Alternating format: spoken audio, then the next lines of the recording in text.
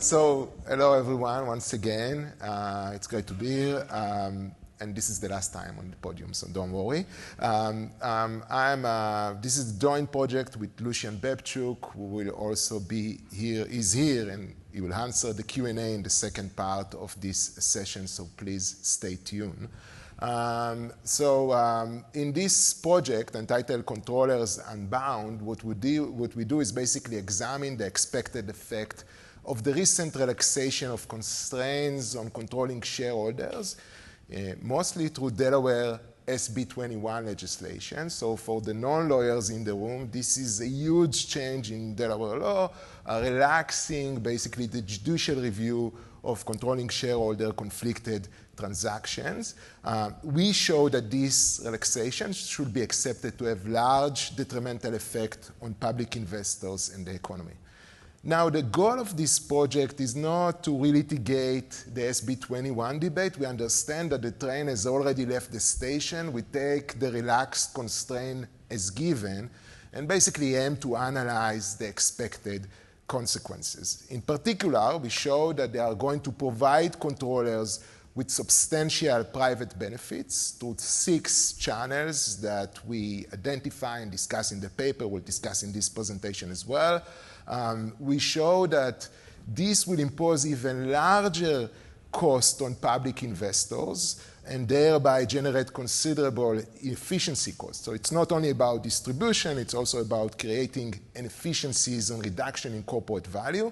It will also transform ownership patterns over time in the US, so we'll see more controlling shareholders with lower controller blocks. We'll get to that. And overall, it will lower the quality of investor protection in the US compared to other advanced economies. But before we get into the analysis, let us briefly present the stakes. So the incidence of control companies, especially those with dual-class share structures, has been on the rise in recent years. In the paper, we present some evidence just to give you a sense. So in the past decade, about 40% of the high-tech IPOs had a dual-class structure. The aggregate market cap of control companies currently exceed $13 trillion. So the stakes are large, and as we show, we expect to see more control companies in the US in the future. Now, most of the control companies are incorporated in Delaware. In fact, we present in the paper evidence showing 76% of them are in Delaware, and those are relatively large companies, account for 92% of the market cap of all control companies in the US. So basically, Delaware law is the law that governs US control companies. Then we are going to make 4 main points in this presentation. The first one is the large gains to controllers.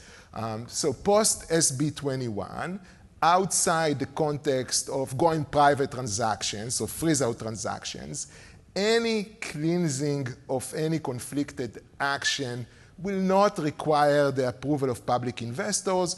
What controller will need is just this transaction to be approved by 2 independent directors that are appointed and that are nominated, appointed, terminated by the controller and suffer from a clear structural bias.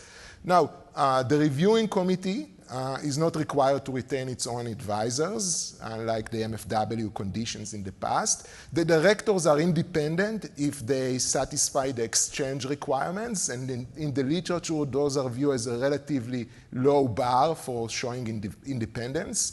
It's a safe harbor provision, so any judicial intervention due to equity consideration is explicitly ruled out. If you get this approved by 2 independent directors, you get the BJR, the business judgment rule protection, and that means a lot. And in any way, any shareholder challenge will be limited by additional restriction that SB 21 imposed on shareholder ability to inspect company books and records. So overall, it makes the challenge of controller conflicted transaction much harder. Then we turn to analyze the possible channels. We present just 6, but it's a non-exclusive list. The channel through which this post-SB 21 controller will be able to obtain considerable private benefits. Now, we are not arguing that they couldn't do it in the past, but there is a major difference. In the past, they face a significant risk of litigation. Post-SB 21, with well-advised lawyers, this is no longer the case. They will be able to get through any action or value diversion activity that they desire.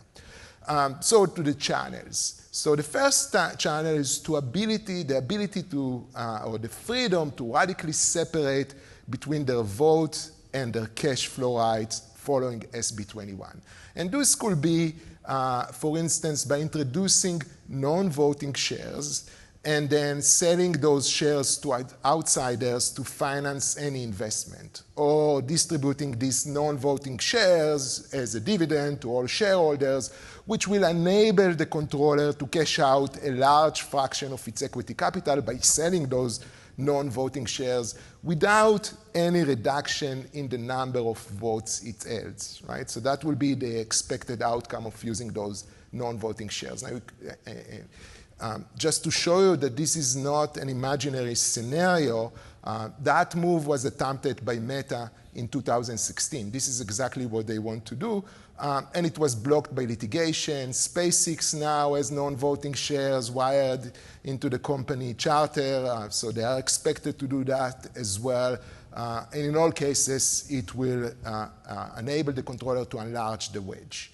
The second possibility for extending control will be by killing the sunset provisions. So many dual class in recent years have gone public with sunset provisions that basically terminate the dual class structures after a certain amount of years, say 10 years or 7 years, and investors have been keen to have them in place. Now, following SB 21, controllers will just be able to amend the charter and get rid of those sunset provisions, and we checked it.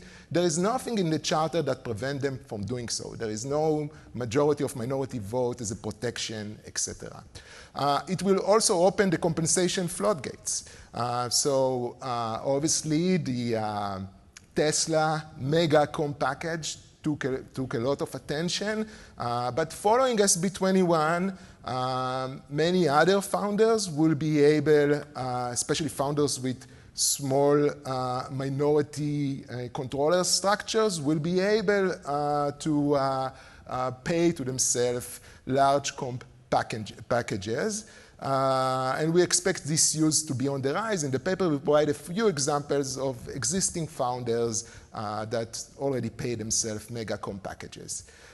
Then there could also be opportunities for some partial freeze-out. So the Delaware legislator was mostly concerned with freeze-outs and therefore subject this specific transaction to stronger protections. But controller could get around it to some extent by initiating what we call in the paper partial freeze-out, so a sale of a large fraction of the company assets equal to, say, 40% of its revenue, without getting into the going into the threshold of selling substantially all assets.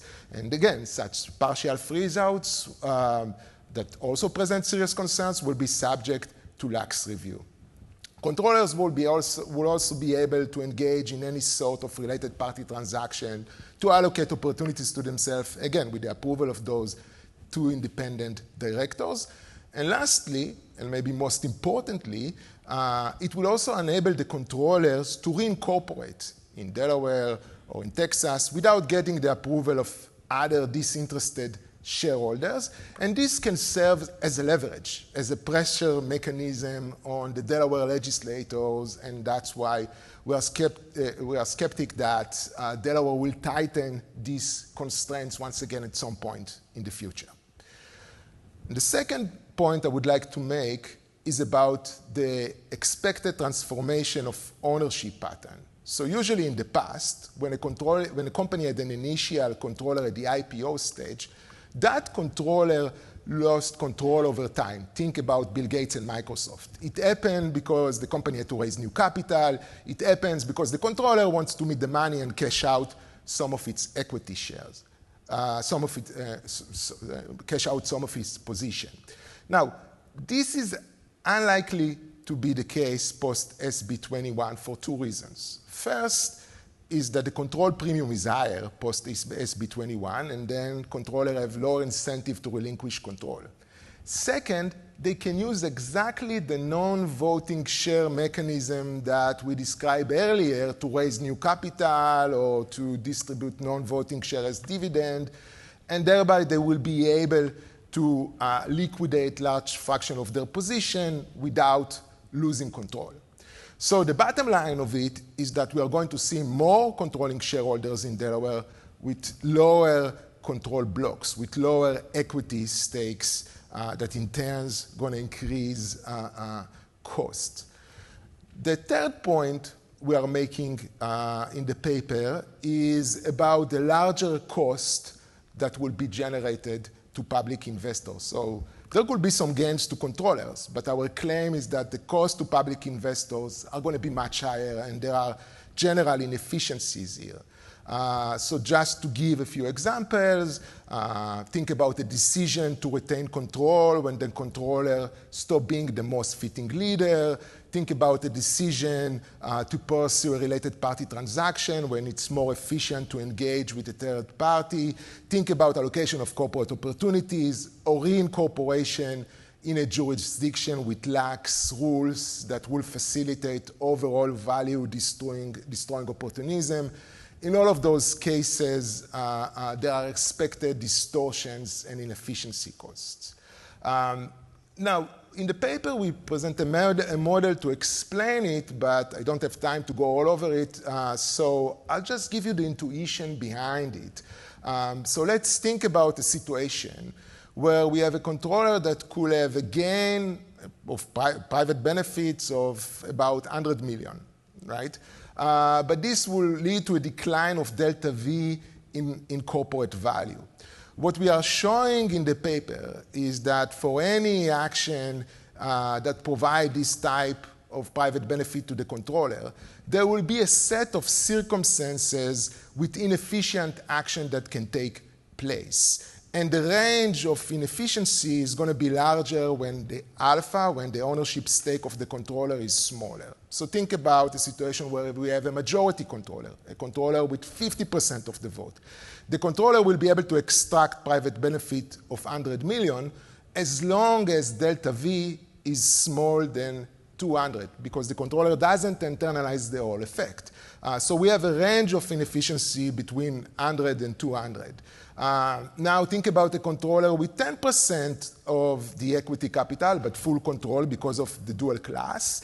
That controller will be able to extract 100 of benefits of 100 as long as delta V is smaller than 1,000. So now the range of inefficiencies is between 100 and 1,000, which is much larger. So we see that these inefficiencies are likely to increase when alpha is smaller, and because we are likely to see more minority controllers, the overall costs are likely to be larger. Then the last point I want to make in this presentation is the fact that the US or Delaware score is going to fall behind many other advanced economies. So there is a large literature in by financial economics that measure the quality of investor protection and the impact of it on the development of capital markets. Now, the famous one is the anti-self-dealing index that was put forward by the Jankov, Schleifer, and al. And they measure the quality of public investor protections in controlling shareholder companies, and they have an index that runs from 0 to 1. We estimate that SB21 is going to reduce the score of Delaware from 0.75, according to our conservative estimation, or 0.9 under the less conservative assumption, to 0.5 after SB21. We basically calculated what will be Delaware's score before SB21 and after SB21 and show that there is an expected reduction of 33 to 44%. We obtain similar results even when we use an updated version of the index, the World Bank update from 2020. And if, again, you go back to this paper by Bebchuk et al., you show that a reduction of 0.25, this is our conservative estimate, lead to an increase of about 5.5 in a control premium and a reduction of 24% in the ratio of stock market cap to GDP. Again, here we have to be a bit cautious. We are not aiming to provide a precise quantitative assessment of the effect, but just to give you a sense, just to highlight how the costs are likely to be substantial. And lastly, and I won't have time to discuss this because we try to deal at the last part of the paper with potential objections. So for instance, someone could be argued that this cost could be effectively addressed by substitute protections. So think about various market mechanism or private ordering mechanism that will make up for this weak investor protection. In particular, we put forward 6 potential substitute protections. So the fear that controller stakes will decline, maybe prevent this type of opportunism. The fear that the controller will encounter difficulty to raise capital in the future. The way to address it through private ordering and investor protections in the charter, institutional investor oversight, the non-pecuniary reputational factors operating on independent directors and controllers. Now here you have to trust me or ask Lucian later on in the Q&A, but we have answered and explained why these substitute protection cannot make up for the concern SB21 generate, but I won't have time to go over it. So let's leave it to the Q&A. Thank you. Thanks so much, Kobi. And now if we can invite Jill to give some commentary. So thank you for the organizers. It's a great pleasure to be here. It's been a pleasure to be here all week and to enjoy the synergy between these different events. And it's also a great pleasure to comment on such an interesting and provocative paper. Kobi presented so much, and my time is limited, but I do want to flag the fact that this image was generated by AI. Kobi, I'm way older than you, so you too can learn. So quick overview, this is the paper. I'm not going to talk about all of the stuff in the paper. I'm going to leave you to enjoy discovering most of these contributions on your own. But the paper focuses on the rise of controllers in the United States and the interaction between that increase and the adoption of SB 21. Right? In that sense, it's a sort of particularly US paper, and what I'm going to push the authors to do is take advantage of the fact that this is the global corporate governance colloquium. We've got all sorts of people and all sorts of jurisdictions here that look at controlling stockholders around the world, right? So it's really interesting to think about the authors' hypotheses, the model, and so forth in light of this global connection, right? So we clearly have more controllers, lots of data in the paper on that, right? And as I said, right, the controlling stockholder has been dominant in the rest of the world. So intervention number 1, right, is this something distinctive, right? So the authors put a lot of weight on dual class, and one thing that I might flag for the authors is dual class exists outside of the United States, but there are certain elements of US dual class that are distinctive. And of course, Roberto Tallarita has done a lot of work talking about sort of the prototypical dual class company in the United States, right? You also have in the United States a lot of a lot of founder controllers that come from the VC world. That's different. In a lot of other jurisdictions, you might have family controllers, generations of families. You might have governments, state controllers, right? So what's different about these individuals? And finally, this is dominant in the tech sector. Are tech companies in some way different, right? So both Dexit and SB 21 reduce the constraints on controllers. I'm not going to talk in detail about SB 21 because, again, it's a global audience. You may or may not want to hear it. But consider a different US phenomenon, right? So consider the rise of unboundedness. Right? This isn't a byproduct. SB 21 didn't cause this, right? But when I think of U.S. controlling stockholders, right, this is an image perhaps that comes to mind, right? They're not suing each other, chastising each other, whatever, as a result of SB 21, right? And of course, big personalities in the U.S. right now, they're not limited to controlling stockholders. Right? But is there a broader rise of this phenomenon in the United States? And if there is, right, if you accept my hypothesis, right, what exactly should be the role of corporate law in trying to constrain that? So Monday afternoon, I think it was Monday afternoon, I had jet lag, Lucian gave a talk in which he talked about stakeholders. And he said, corporate governance, it's not the right tool to respond to stakeholder concerns. Right? Think about the question, right? Was Delaware sort of trying to respond to this increase in big personalities and unboundedness through its corporate controlling stockholder doctrine? And was that perhaps misguided? Just a possibility, right?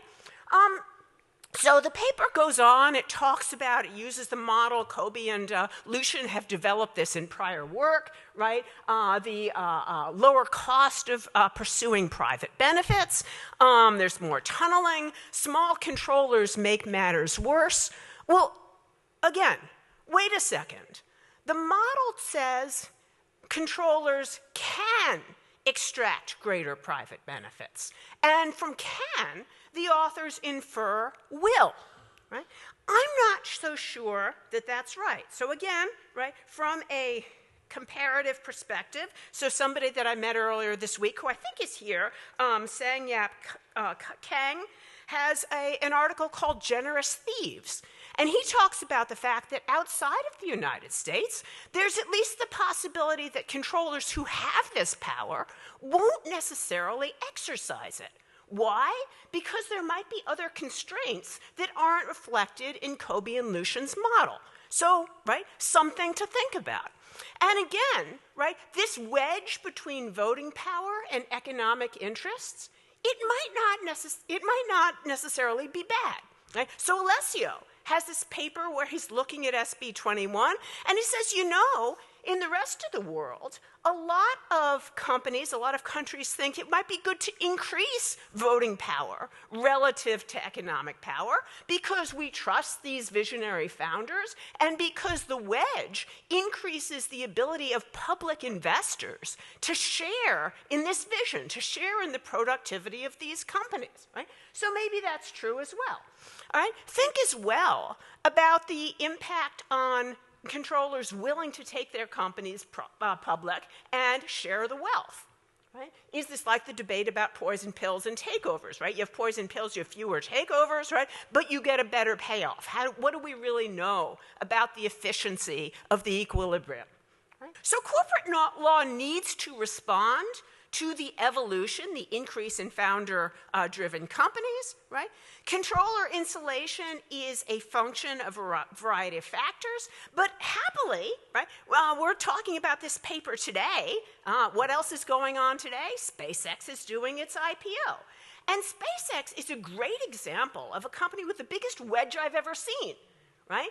Elon Musk has locked up control in so many ways that go beyond dual-class stock.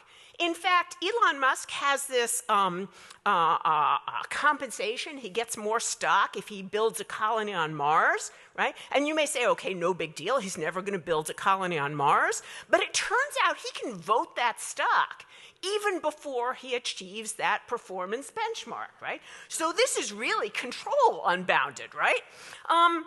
There's SpaceX. And of course, SpaceX also has Texas incorporation. So if you think Delaware is too lax on controllers, Texas is certainly worse. He's got this great new compensation plan. He's insulated even more from shareholder litigation because Texas allows you to adopt these special super protective bylaws. Texas allows SpaceX's charter allows him to waive certain conflict of interest liability. So an awful lot of insulation there, right? But what explains the market's willingness? Right now, we don't know, right? It's the first day, it's the IPO. But it seems like investors are mostly all in on SpaceX, right? So what's the market story? And I think the market story, at least in part, is investors think Elon Musk has the potential to make us a lot of money, right? We're going to give him as much control as he wants, because after 20 years, he's finally giving us a teeny tiny piece of this SpaceX opportunity, right? So the efficiency analysis, right? Competing efficiency stories, as I've suggested, right? Consider also the developments that are going on in securities regulation, right? So this is another piece that might have some explanatory value. When you think about Delaware loosening its grip, you might say, well, it's okay, capital market protection, as long as investors know what's going on, they're going to be informed, right? We see a breakdown in capital market protection right now, right? And so I think the authors might want to think about the relationship of recent developments at the SEC to their overall efficiency analysis. Finally, I want to talk, in my 1 minute left, about the role of competition, right? So is SB 21 really a race to the bottom, right? Texas, as I said, is where SpaceX is incorporating. Texas is where Tesla ran to get away from litigation, the kind of litigation that Kobi and Lucian defend in Delaware. But is Texas really competing to controllers? Is Texas really competing on corporate law? Or is there a broader dimension to competition that this paper doesn't fully embrace, right? So most recently, right, Exxon, not a company with a controlling shareholder, right? They ran off to Texas. Why did they run there?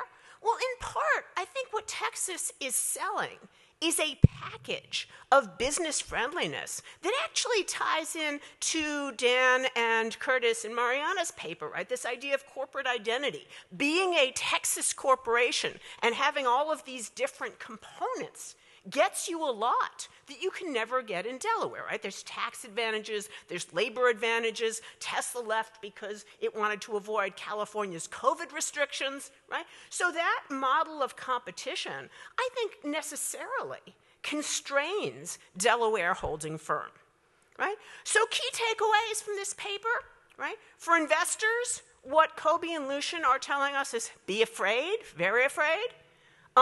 Again, today is the IPO of SpaceX. Are investors very afraid? Right? For academics, right? How should we analyze the impact of these developments? And what's the right counterfactual? Right? We can't really, Kobi and Lucian are absolutely right. We can't turn back the clock. Delaware is not going to repeal SB 21. Right? So when we compare the state of the world today and we look at investor rights, what's our alternative? And is our alternative looking at investor rights in other non-US jurisdictions, looking at investor rights in Texas, and so on? And I haven't even talked about Nevada. So bottom line, timely, important project.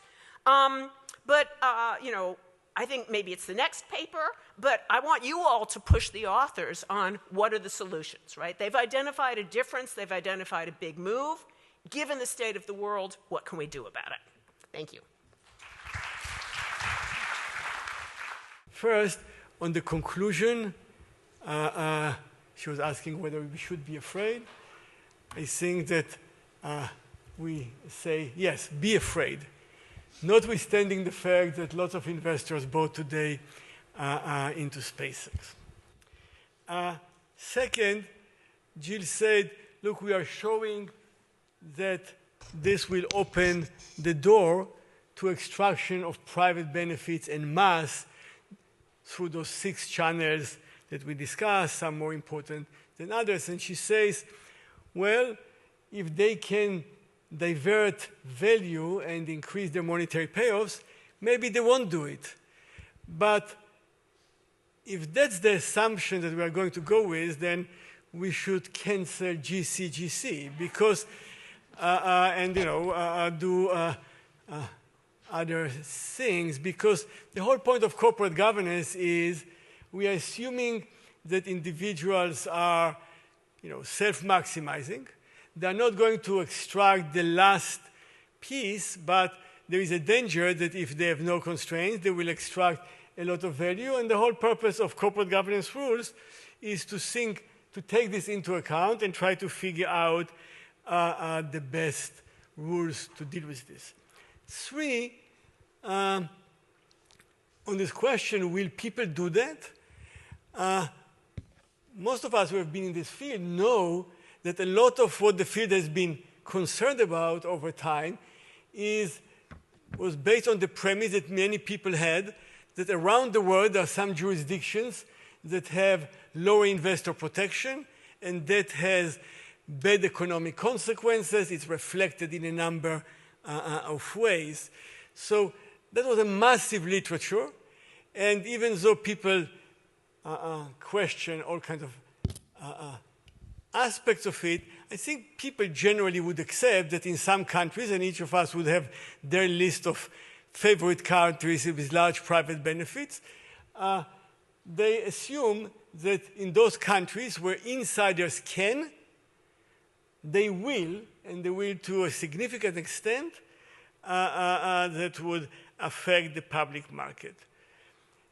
In that literature, people's premise has largely been, partly because some of it was done by Americans, but the premise was the US and some other countries, UK and others, in them, private protection, investor protection is good, and therefore they stand out, and there is a lot of evidence about private benefits of control being lower there, and the capital markets developing and so forth.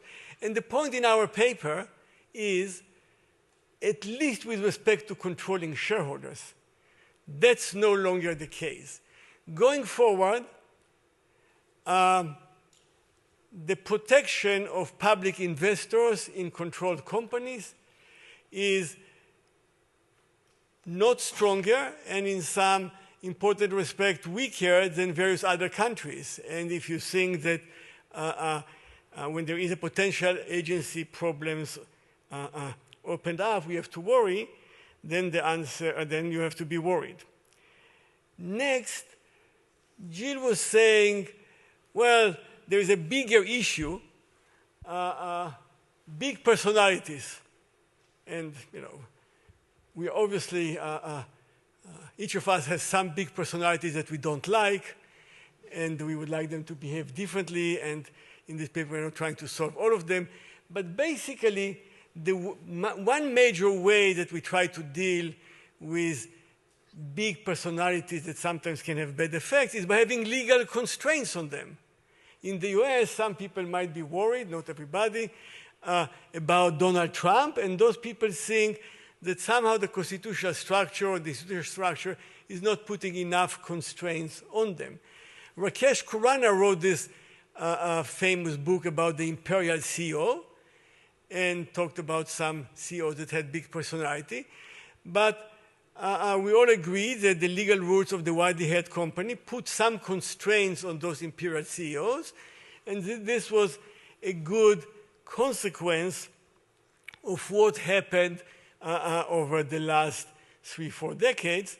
So taking as given that we have big personalities, the question is, what are the good constraints on them? Next, Jill was saying, and many people in the US say it, and most of the people who talk about, who want to talk about controlling shareholders in a good way, come with this point that those are unique individuals. Some of them, are visionary founders. Elon Musk will bring us to Mars. Some of them have created great enterprises. And the question is, what follows from this? And I suggest to you that this doesn't mean, no matter how great they are, it doesn't mean that it would be optimal to leave them with no constraints. Now, even if you think that it's good to give them entrenchment, let's suppose for a moment, because in the paper we don't say anything about doing something with dual class. We are taking dual class as given. We are not questioning it. We have some other papers that are somewhat skeptical of dual class, but here we are taking it as given. And all we are saying is that given that we have dual class, then we have to worry about what people will do with the dual class structure and the power that they have from it. So on SpaceX, to bring it to today, the reason why SpaceX shareholders have reason to worry is, and we have a blog post on this, Kobi and I, even if you believe you are the most fervent admirer of Elon Musk, you have reason to worry about the governance structure. Because even if you think he's the best person to make all decisions by far, one, the structure of governance there leaves him free not only to choose the business direction, but also to allocate the slice, the pie that is generated any way he wants. He can do as much taking of corporate opportunities. He can do so many things. So even if you think you want him to make all the business decisions, you might not want him to be able to allocate the pie to himself and leave you with much less. Secondly, even if you think that he is fantastic, you might say he's fantastic now. Would he be fantastic in 20 years from now? Would he be fantastic in 40 years from now? Remember Sumner Redstone? He was also a graduate of Harvard Law School, and he created a great company, Viacom, had dual class there. But then in the last 10 years in which he controlled, there was evidence came out in litigation that he could hardly speak, never said anything in board meetings, and had many other cognitive problems. Would you like to take some questions? Yeah, let me just make the next, the last point I want to make, and I had few others in words, but maybe I should make this one. We do have a good group of questions. So because it is important. So Jill was saying, and I'm sympathetic to this argument. This is an argument that has, some pull for this audience. The appeal to look. We are ivory tower academics, but the market spoke yesterday, and billions of dollars poured to Elon Musk. So that's what the market wanted. The market, we have to assume, is wise and so forth. And I'm suggesting to you, okay, if you buy this completely private ordering, if people take it, then it's bound to be efficient. Then again, we should shut down GCGC, because that means that we no longer have to worry about, basically you can go public with any structure you want.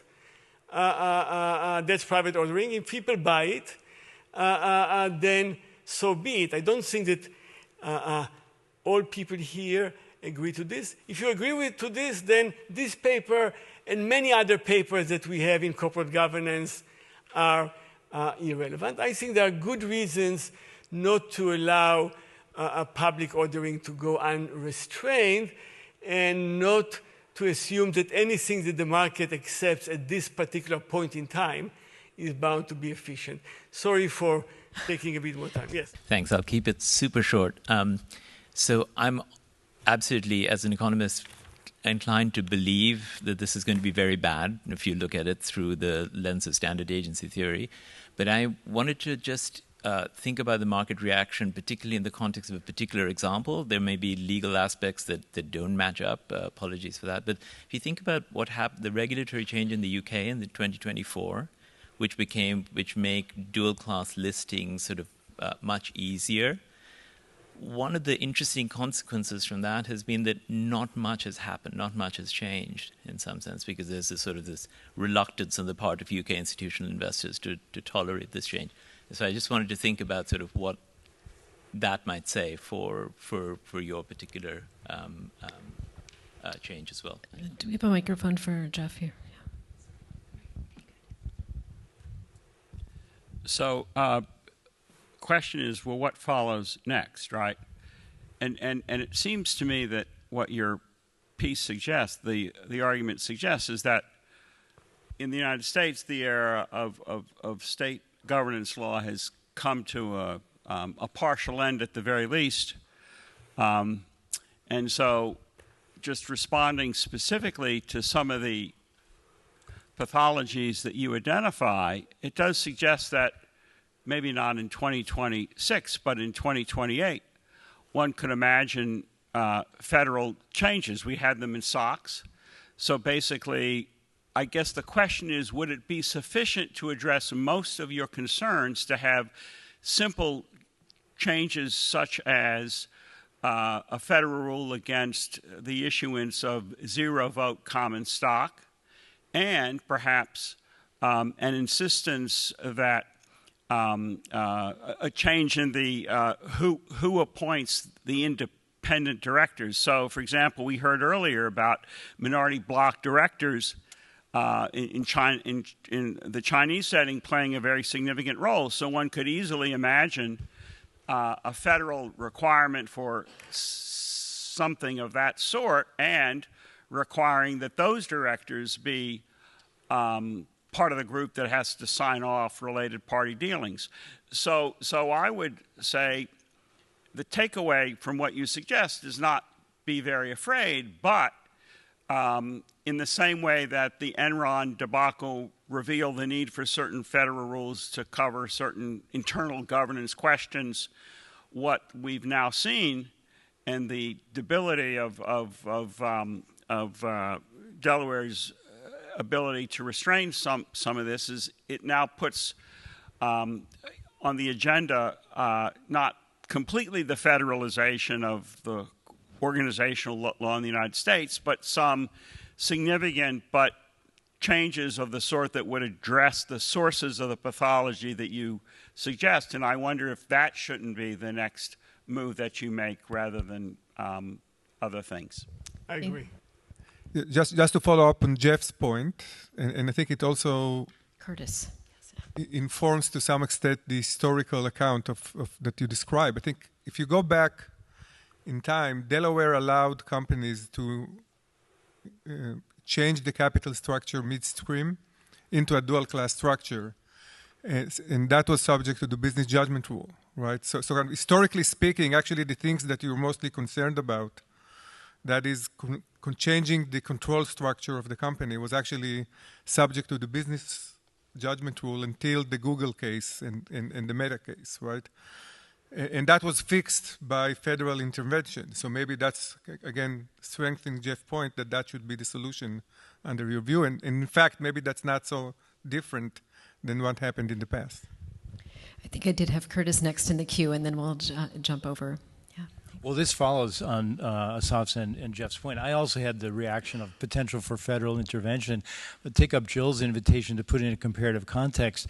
It seems relevant that most controlling shareholder jurisdiction around the world began as controlling shareholder regimes, and there was an embeddedness to that framework that prevented, political economy factors prevented a movement toward more shareholder protection, more dispersed regimes. We started at the opposite point in a dispersed regime, and one would think that given the massive buy-in of the public to the public capital markets because of our lack of a pension system, et cetera, political economy factors would push eventually toward, if things are going to be as bad as you suggest, towards some sort of federal intervention. So I would also invite you to think about that possibility. Okay. I didn't know if you two wanted to go ahead. I have two questions. One about capital raising and companies going public. Why investors ever reacted to that concern? Why investors have reacted by requesting, like imposing a higher discount or imposing new private ordering requirement for funding, which both of which would be possible after SB21. Including double cleansing or minority appointed directors, but we haven't seen those.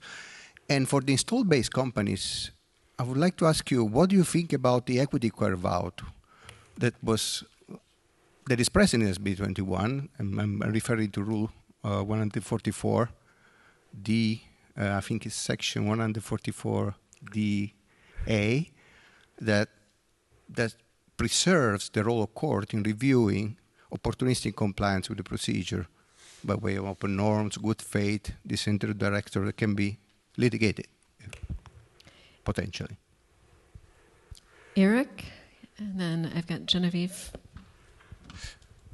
Thank you, and I'll just be super brief and say that if you want to continue this discussion, I'd love to. But from the Nordic perspective, this we associate basically control with lower agency costs, and the reason for that is that we do believe that it's easier to regulate the agency costs of controlling shareholders than that of management. And when I read this paper, if I were to ask myself, what can we do to increase the risk of extractions of private benefits of control from controlling shareholders? Much of this is in the paper with the dual, not the dual class, the non-voting stock, the mandatory, the business judgment rule for controlling shareholders, the low rights for minorities. All of this is the exactly opposite of what we've been doing to get the system to work. Yes. Just a comment on the unboundness and in the faces we saw, big personalities with a real ability for rhetoric, and therefore I think a strong ability of really convincing themselves that they are really saving the world, and that what they do is indispensable and deserve flexibility. So all these self-serving biases, I was just wondering, what is a sobering exercise? And actually, from that perspective, the fact that independent directors, you just need 2 independent directors now to approve. So the power of independent directors has been sort of decreased through SB 21. Perhaps anyway, independent directors were not the solution. Were not the solution there. And we remember the court decision before SB 21. Musk is a super CEO, so the procedure that is in place anyway is ineffective. So just thinking, this forces us actually to think beyond just independent directors. So good luck. We have a couple minutes for you to respond if you wish. Thanks a lot. I'll try to race. There was a lot here, and we'll try to make sure that the last version is responsive to all the things that have been said. To Emil, there was a market reaction. There is a paper by Roberto Talarita and Kenneth, who is sitting here, that showed that there was the passage of SB 21, which was sharp, was accompanied by a significant decline by the companies that you expect, controlled companies and dual-class companies. I want to associate myself with what Jeff said and what Asaf said. Yes, the solution, we can't expect a solution from state law because of the incentives that we discussed, but we fully support federal intervention. Indeed, Asaf and I have a paper that argues way back, I don't want even to say what year because you'll realize how old we both are, but we advocated that, and I think that in the case of controlled companies at this point in time in the US, it's extremely important, and I have some natural ideas what should be in this federal intervention. To the comments which were all in the family of how market is reacting. So the suggestion here was, look, we are all reacting to the Magnificent Seven doing so extremely well. But it's always dangerous to draw corporate governance from this. If somebody came to you and said, look, the Chinese stock market has done incredibly well in the last 20, 30 years, does that mean that we should copy Chinese corporate governance to the US? There are so many other factors that are playing a role in this. And then the last thing to connect to what Curtis said, people in the US and people from outside have been kind of accustomed to the idea that the company without a controlling shareholders is a dominant form in the US public markets. But right now, if we are not going to have federal intervention, I expect people were speculating about GCGC. GCGC 2050 for the young people here.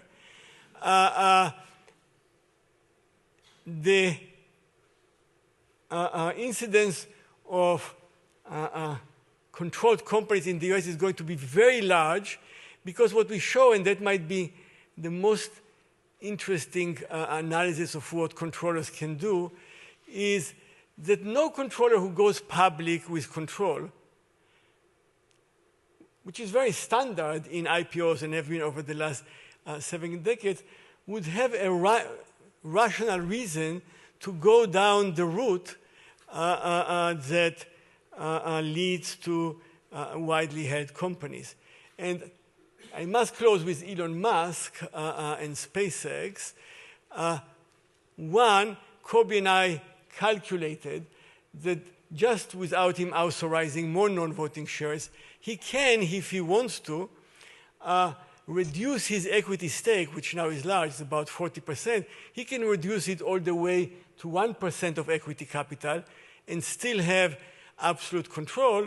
And then we get to your concern that maybe at this point in time, he will be working on other enterprises and he will say, going to Mars is so important that I don't care if SpaceX loses a lot of money. So notwithstanding the massive success of SpaceX yesterday and today, we suggest that you might want to be, if not concerned, at least a bit worried. Thank you. Thanks so much.